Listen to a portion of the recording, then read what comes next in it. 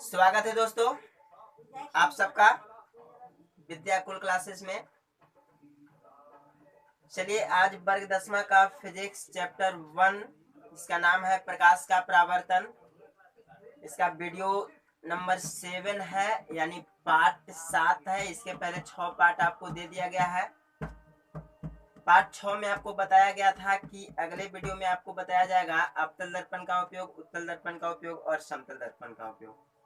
तो आइए जानते हैं अवतल दर्पण का उपयोग कहाँ किया जाता है, उत्तल दर्पण का उपयोग कहाँ किया जाता है और समतल दर्पण का उपयोग कहाँ किया जाता है।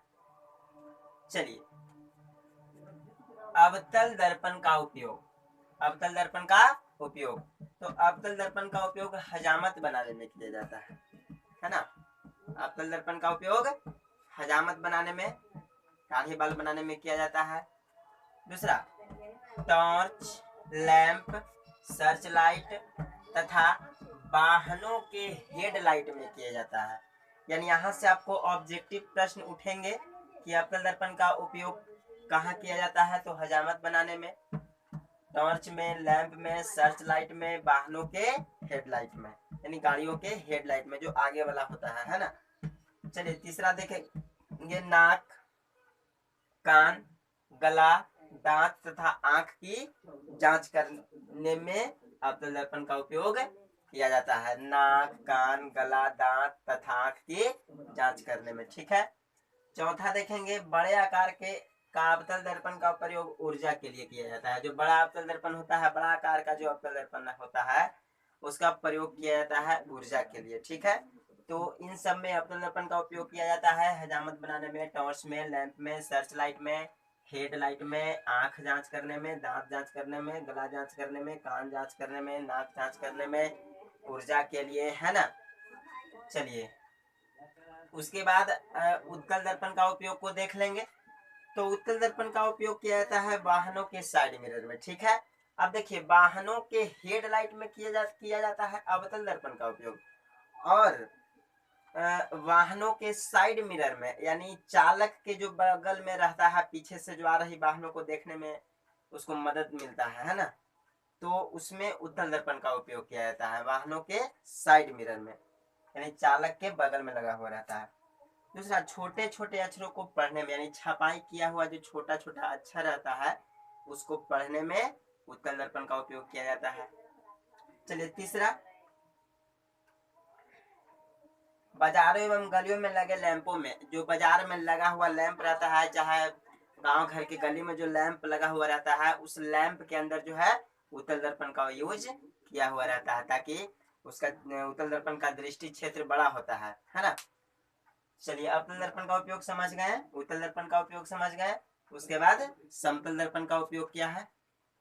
समतल दर्पण का पहला उपयोग सोलर कुकर में परावर्तक सतह के रूप में। जो सोलर कुकर रहता है, जो सौर ऊर्जा वाला जो कुकर रहता है उसमें समतल दर्पण का उपयोग किया हुआ रहता है ना। परावर्तक सतह के रूप में जहां से प्रकाश पड़े और रिटर्न हो यानी परावर्तन हो, तो परावर्तक सतह के रूप में जो है समतल दर्पण का यूज किया हुआ रहता है, क्योंकि समतल दर्पण समतल होता है जिसका परावर्तक सतह समतल होता है, ठीक है।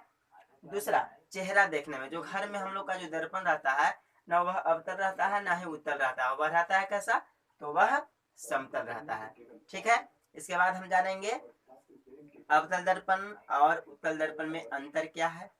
उपयोग जान गए, अब दोनों में अंतर समझ लेंगे। अवतल दर्पण में अंतर, अवतल एवं उत्तल दर्पण में अंतर। तब तक आप इतना नोट कर लीजिए।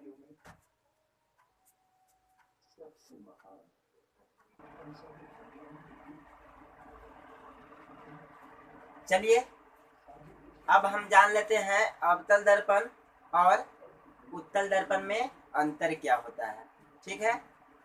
तो आइए हम दोनों का डिफरेंट जानते हैं। अवतल दर्पण एवं उत्तल दर्पण में अंतर। ये आपका एक साइड अवतल दर्पण हो गया और एक साइड आपका हो गया उत्तल दर्पण, ठीक है। तो अंतर में आप सबसे पहला पॉइंट में लिख सकते हैं कि अवतल दर्पण किसे कहते हैं, यानी जिसका उठा हुआ भाग रंगा हुआ रहे और धंसा हुआ भाग प्रकाश का परावर्तन रहे, है ना, वह अवतल दर्पण होता है। और इसमें लिख सकते हैं कि जिसका धंसा हुआ भाग रंगा हुआ रहे और उठा हुआ भाग प्रकाश का परावर्तन करे, है ना। इसमें लिख सकते हैं, चलिए हो गया। लेकिन वो आपकी मर्जी लिखे या ना लिखे, जैसे इसका दोनों का डिफिनेशन पीछे बता दिया गया था, इसलिए हम ना छोड़ दिए हैं इसमें। तो चलिए, इसमें वास्तविक और आभासी दोनों प्रकार के प्रतिबिंब बनते हैं। अवतल दर्पण में वास्तविक और आभासी दोनों प्रकार के प्रतिबिंब बनते हैं, ठीक है। इसमें केवल आभासी प्रतिबिंब बनता है, ठीक है। अवतल दर्पण में वास्तविक प्रतिबिंब भी बनेगा और आभासी प्रतिबिंब भी बनेगा, है ना। वो स्थिति के अनुसार आपको बताया जाएगा कि कब वास्तविक प्रतिबिंब बनेगा और कब जो है आभासी प्रतिबिंब बनेगा। लेकिन उत्तल दर्पण में चाहे कहीं भी वस्तु रखा हुआ है, वस्तु की स्थिति कहीं भी हो, उसमें आभासी प्रतिबिंब भी बनता है, ठीक है। दूसरा पॉइंट, पहला समझ गए। दूसरा पॉइंट है कि इसमें प्रतिबिंब उल्टा और सीधा दोनों बनते हैं। जाहिर सी बात है कि जब प्रतिबिंब वास्तविक होगा तो वह कैसा होगा, उल्टा होगा, ठीक है। और जब आभासी होगा तो कैसा होगा, सीधा होगा। तो दोनों प्रकार के जब प्रतिबिंब बनते हैं तो वस्तु भी दोनों प्रकार का होगा, उल्टा या तो सीधा, ठीक है। लेकिन यहाँ देखिए, यहाँ आभासी है तो यहाँ क्या है, सीधा हो जाएगा, यानी इसमें केवल सीधा प्रतिबिंब बनेगा। क्योंकि इसमें केवल आभासी प्रतिबिंब बनेगा तो इसमें केवल सीधा प्रतिबिंब बनता है, यानी वस्तु सीधा रहता है। आभासी बनेगा तो वस्तु सीधा, अब वास्तविक रहेगा तो उल्टा, और आभासी रहेगा तो सीधा। लेकिन अवतल दर्पण में वास्तविक और आभासी दोनों है, तब वस्तु भी सीधा और उल्टा दोनों होगा। यहाँ देखिए, उत्तल दर्पण में आभासी केवल है, तब वस्तु भी सीधा होगा, ठीक है। चलिए, तीसरा हम समझ लेते हैं। इसमें प्रतिबिंब बड़ा, छोटा तथा वस्तु के आकार का, बड़ा भी बनेगा, छोटा भी बनेगा, और वस्तु के आकार का भी बनेगा, यानी बराबर भी बनेगा। कभी कभी वस्तु तो वह वस्तु के स्थिति पर निर्भर करेगा कि वस्तु कहाँ पे रहेगा तो उसका प्रतिबिंब बड़ा बनेगा, कहाँ पे रहेगा तो उसका प्रतिबिंब छोटा बनेगा, कहाँ पे रहेगा तो उसका प्रतिबिंब वस्तु के बराबर बनेगा, है ना। तो इसमें तीनों प्रकार के प्रतिबिंब बनता है। अवतल दर्पण में प्रतिबिंब कैसा बनता है, तीनों प्रकार का, यानी बड़ा भी बनता है, छोटा भी बनता है और बराबर भी बनता है। लेकिन इसमें देखिए, उत्तल दर्पण में हमेशा छोटा बनता है, काल्पनिक एवं छोटा बनता है। क्या है कि उत्तल दर्पण में प्रतिबिंब कैसा बनता है, तो काल्पनिक एवं छोटा बनता है, यानी छोटा ही बनेगा। लेकिन अवतल दर्पण में बड़ा भी बनेगा, छोटा भी बनेगा और बराबर भी बनेगा। हो गया। चलिए, चौथा पॉइंट, इसकी फोकस दूरी ऋणात्मक होती है। अवतल दर्पण की फोकस दूरी क्या होती है, ऋणात्मक होती है, और उत्तल दर्पण की फोकस दूरी धनात्मक होती है। समझ गए। ये ऋणात्मक कैसे होता है और धनात्मक कैसे होता है, ये आपको चिन्ह परिपाटी में बताएंगे कि वस्तु किस ओर रहेगा, फोकस किस ओर रहेगा तो ऋणात्मक होगा, किस ओर रहेगा तो धनात्मक होगा, है ना। चलिए, पांचवा पॉइंट भी आप बना सकते हैं अवतल दर्पण का उपयोग लिख करके, और इधर पांचवा पॉइंट आप बना सकते हैं उत्तल दर्पण का उपयोग लिख करके, जो पीछे हम बता दिए हैं, ठीक है। वो आप लोग कम से कम 5 डिफरेंट बना लीजिएगा। फिलहाल हम 4 इसमें लिख दिए हैं, पांचवा आपको अंतर आपको बताना है। अवतल दर्पण का उपयोग इसमें लिख देना है कि अवतल दर्पण का उपयोग वाहनों के हेडलाइट में किया जाता है, और इसमें लिख देना है कि उत्तल दर्पण का उपयोग वाहनों के साइड मिरर के रूप में किया जाता है, ठीक है। और बहुत सारे उपयोग है जो पीछे बताए हैं। तब तक के लिए धन्यवाद, फिर मिलते हैं अगले वीडियो में। चलिए, आइए अब हम जान लेते हैं निर्देशांक चिन्ह परिपाटी। आखिर चिन्ह परिपाटी क्या है। तो चिन्ह परिपाटी से हम लोग को पता चलता है कि अवतल दर्पण की फोकस दूरी ऋणात्मक होती है, उत्तल दर्पण की फोकस दूरी धनात्मक होती है। अगर वस्तु ऊपर की ओर है और उसका प्रतिबिंब ऊपर बन रहा है तो धनात्मक होगा, और प्रतिबिंब यदि नीचे की ओर बन रहा है तो ऋणात्मक होगा, ठीक है। तो आइए जानते हैं इसके बारे में डिटेल से कि धनात्मक कब होगा, ऋणात्मक कब होगा। चलिए, निर्देशांक चिन्ह परिपाटी। निर्देशांक चिन्ह परिपाटी एक वैसी परिपाटी है जो दर्पण के सामने रखी वस्तु का प्रतिबिंब दर्पण के आगे बन रहा है या दर्पण के पीछे बन रहा है बताता है। इसे क्या कहते हैं? निर्देशांक चिन्ह परिपाटी। यानी निर्देशांक चिन्ह परिपाटी बताता है कि प्रतिबिंब जो है दर्पण के आगे बन रहा है कि प्रतिबिंब दर्पण के पीछे बन रहा है। और निर्देशांक चिन्ह परिपाटी से ही धनात्मक और ऋणात्मक का पता चलता है। चलिए आइए देखते हैं। चलिए देखिए, ये एक आपका जो है ग्राफ खींचा हुआ है, ठीक है।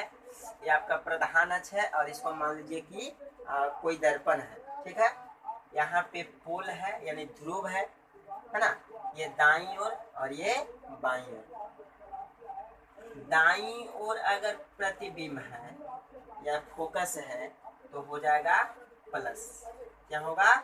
प्लस, यानी धनात्मक। और बाईं ओर है तो हो जाएगा ऋणात्मक। क्या होगा? ऋणात्मक होगा। अब देखिए, प्रतिबिंब यदि सीधा बन रहा है, ऊपर की ओर प्रतिबिंब बन रहा है तो हो जाएगा धनात्मक। और प्रतिबिंब यदि उल्टा बन रहा है यानी नीचे की ओर बन रहा है तो हो जाएगा ऋणात्मक। ठीक है, समझ गए? यानी दाईं ओर यदि रहे तो धनात्मक और बाईं ओर रहे तो ऋणात्मक, है ना। और प्रतिबिंब ऊपर रहे, सीधा रहे तो धनात्मक, प्रतिबिंब उल्टा रहे, नीचे रहे तो आपका हो जाएगा ऋणात्मक। तो देखिए इससे क्या पता चलता है। अतः निर्देशांक चिन्ह परिपाटी से हमें यह ज्ञात होता है कि अवतल दर्पण की फोकस दूरी अवतल दर्पण की फोकस दूरी ऋणात्मक तथा उत्तल दर्पण की फोकस दूरी धनात्मक होती है। अब देखिए, अवतल दर्पण का ऋणात्मक कैसे हुआ, उत्तल दर्पण का धनात्मक कैसे हुआ, आइए डिटेल से हम समझते हैं। इतना आप लोग फिलहाल नोट कर लीजिए। हो गया?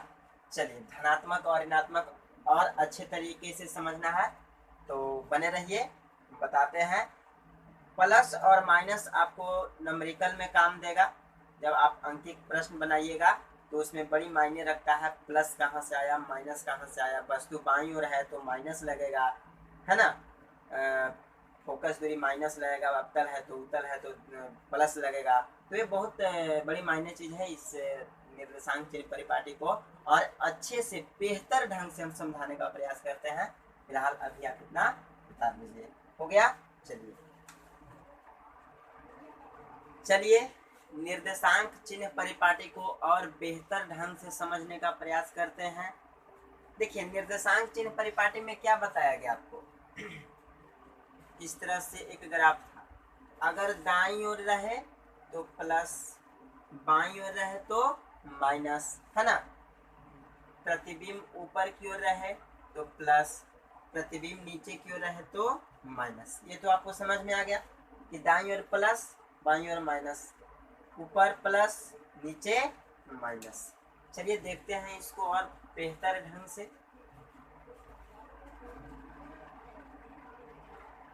चलिए, कौन सा दर्पण है? अवतल दर्पण, ठीक है। इसका नाम रख देते हैं एम और एन, है ना। इसमें एक प्रधान अक्ष, ठीक है। इस मध्य बिंदु को ध्रुव कहते हैं, फोकस वक्रता केंद्र। चलिए अब देखिए, दूरी यदि हमेशा ध्रुव से नापा जाता है, किसी भी दर्पण में दूरी कहाँ से नापा जाता है? ध्रुव से नापा जाता है, ठीक है। तो ध्रुव क्या है? ये है ना। ध्रुव से दूरी नापेंगे तो ध्रुव से फोकस की दूरी नापिए तो यहाँ से देखिए, यहाँ से इस तरह से दूरी नापा, तो बायां साइड है यानी ध्रुव से पीछे की ओर दूरी नापा रहा है। मान लिया जाए कि हम यहाँ पे एग्जिट पे पोल पे खड़ी है, ठीक है, और हम यहाँ से पीछे की ओर जाएं तो हमारा दूरी घटेगा यानी माइनस में होगा। देखिए, जैसे हम यहाँ से पीछे की ओर आ रहे हैं, ठीक है, तो हमारा दूरी क्या हो गया? घट गया। और मान लिया जाए कि इसी एग्जिट पोल से हम आगे की ओर बढ़ेंगे इस तरह से, जब हम आगे की ओर बढ़े तो हमारा दूरी बढ़ा, बस सेम प्रोसेस वही है। देखिए ध्रुव से हमेशा दूरी नापा जाता है, तो ये ध्रुव है और ध्रुव से देखिए ये पीछे की ओर दूरी नापा रहा है, फोकस पीछे है, बायां साइड है, तो पीछे की ओर नापा जा रहा है, यानी बाईं ओर नापा जा रहा है, तो फोकस क्या होगा, पीछे, यानी पीछे न जा रहा है तो माइनस होगा, यानी पी एफ, तो पी एफ बराबर क्या हो जाएगा, माइनस होगा, पी एफ बराबर माइनस, यानी माइनस एफ इसको देख सकते हैं। क्लियर है? तो इसीलिए अवतल दर्पण का फोकस दूरी ऋणात्मक होता है। समझ गए? तो दूरी यदि पीछे की ओर नापाए, ध्रुव से बाईं ओर नापा जाए तो वह ऋणात्मक होता है, और दूरी नीचे की ओर हो, ध्रुव से दूरी नीचे की ओर नापा जाए तो वह माइनस की ओर होता है, माइनस होता है। समझ गए? ध्रुव से दूरी पीछे माइनस, ध्रुव से दूरी नीचे माइनस। समझ गए? इसलिए अवतल दर्पण का फोकस दूरी जो है ऋणात्मक होता है, और प्रतिबिंब उल्टा रहता है, नीचे बनता है तो ऋणात्मक होता है। समझ गए? चलिए अब ध्रुव से वक्रता केंद्र की दूरी देखिए, यहाँ से यहाँ तक पीछे की ओर न पा रहा, तब पीसी, पीसी हो गया, ध्रुव से वक्रता केंद्र की दूरी पीसी, अब पीसी बराबर पीछे की ओर न पा रहा, तब वक्रता त्रिज्या यानी ध्रुव और केंद्र के बीच की दूरी को वक्रता त्रिज्या कहते हैं, तब वक्रता त्रिज्या को r से डिनोट किया जाता है, और पीछे की ओर न पाया तब प्लस में होगा कि माइनस में, तो माइनस में होगा, तो इसीलिए माइनस लिखा जाता है। समझ गए? अब चलिए उत्तल दर्पण में हम आपको बताते हैं। देखिए ये उत्तल दर्पण है, कौन सा दर्पण है, उत्तल दर्पण है, ये प्रधान अक्ष है। अब इसका फोकस जो होता है दायां साइड होता है, वक्रता केंद्र भी दायां साइड होता है। समझ गए? अब देखिए ये P है यानी ध्रुव है, तो यहाँ से इसका दूरी पीछे की ओर नहीं हो रहा है, आगे की ओर बढ़ रहा है, यानी दाईं ओर जा रहा है, तो ये हो जाएगा पी एफ बराबर प्लस, लिख सकते हैं ना? क्यों? क्योंकि ध्रुव से दूरी जो है आगे की ओर जा रहा है, आगे की ओर नापा जा रहा है, बढ़ रहा है, यानी दाईं ओर जा रहा है तो प्लस होगा। और यहाँ देखिए पी सी, ध्रुव से वक्रता केंद्र की दूरी को वक्रता त्रिज्या कहते हैं, तो ये भी आगे की ओर जा रहा है, यानी दाईं ओर, तो यहाँ पे हो जाएगा पी सी बराबर आर, यानी प्लस आर। तो आप प्लस और माइनस आप लोग को उम्मीद है क्लियर हो गया होगा। और यदि प्रतिबिंब ऊपर की ओर रहे तो प्लस होगा। समझ गए? इसलिए उत्तल दर्पण का फोकस दूरी जो है धनात्मक होता है। ठीक है, अब आपको एक चीज और क्लियर करवा देते हैं। आपको मन मोड़ रहा है कि उत्तल दर्पण की फोकस दूरी दाईं ओर होता है और अवतल दर्पण का फोकस दूरी जो है बाईं ओर होता है, तो आइए उसको भी हम थोड़ा सा देख लेते हैं, कैसे बाईं ओर होता है, कैसे दाईं ओर होता है। हमने बताया था कि अवतल दर्पण का उठा हुआ भाग जो है रंगा हुआ रहता है, यहाँ रंगा हुआ है, ठीक है, ये रंगा हुआ है, और इसका परावर्तक सतह जो है अवतल दर्पण का उठा हुआ भाग कैसा रहता है, कलई किया हुआ रहता है, यानी रंगा हुआ रहता है, इसका परावर्तक सतह धंसा हुआ रहता है। तो यहाँ से कोई प्रकाश की किरण छोड़ेंगे तो पीछे तो रंगा हुआ है, तो पीछे तो प्रकाश पार नहीं करेगा, नहीं ना करेगा, तो क्या होगा, परावर्तन होकर के प्रधान अक्ष के जिस बिंदु को काटती है, इसी कटान बिंदु को क्या कहते हैं, फोकस कहते हैं। तब फोकस दाईं साइड बना कि बायां साइड बना, दाईं साइड बना, इसीलिए फोकस जो है बाईं साइड होता है, और बाईं साइड होता है तो ऋणात्मक। समझ गए? चलिए अब उत्तल दर्पण में समझ लेते हैं। देखिए उत्तल दर्पण का धंसा हुआ भाग रंगा हुआ रहता है इस तरह से, और ये हो गया आपका प्रधान अक्ष। अब देखिए प्रकाश की किरण को हम छोड़ेंगे इस तरह से, है ना, तो इधर तो पार नहीं करेगा क्योंकि इस साइड क्या किया हुआ है, रंगा हुआ है ना, तो ये परावर्तन होकर के सीधा ऊपर की ओर भागेगा, ऊपर की ओर भागेगा, लेकिन प्रतीत होगा कि वह फोकस से गुजर रहा है। तो फोकस इसका इस तरह से मान के चलेंगे। तो फोकस कहाँ हुआ, कौन साइड हुआ, दाई ओर हुआ। तो दाई ओर हुआ तो क्या हो जाएगा, प्लस हो जाएगा। अब उम्मीद है हमें कि आप लोग निर्देशांक चिन्ह परिपाटी को अच्छी तरह से समझ गए होंगे कि किस ओर वस्तु रखा जाता है तो माइनस होगा, किस ओर प्रतिबिंब बनता है तो माइनस होगा कि प्लस होगा, है ना। अवतल दर्पण की फोकस दूरी ऋणात्मक होती है, उत्तल दर्पण की फोकस दूरी धनात्मक होती है। अब आपको जब ये चीज क्लियर हो गया तो आपको न्यूमेरिकल बनाने में कोई तरह से दिक्कत नहीं होगा। इसके बाद हम अगले वीडियो में मिलेंगे, आपको बताएंगे विभिन्न दूरियों पर वस्तु को रखेंगे और उसका प्रतिबिंब प्राप्त करेंगे कि वस्तु हम कहाँ पे रखें तो उसका प्रतिबिंब कहाँ पे बनेगा। उसके बाद मुख्य सूत्र आपको बताएंगे, उसके बाद फिर आपको प्रूफ करेंगे उस सूत्र को। तब तक के लिए बने रहिए मेरे साथ। धन्यवाद।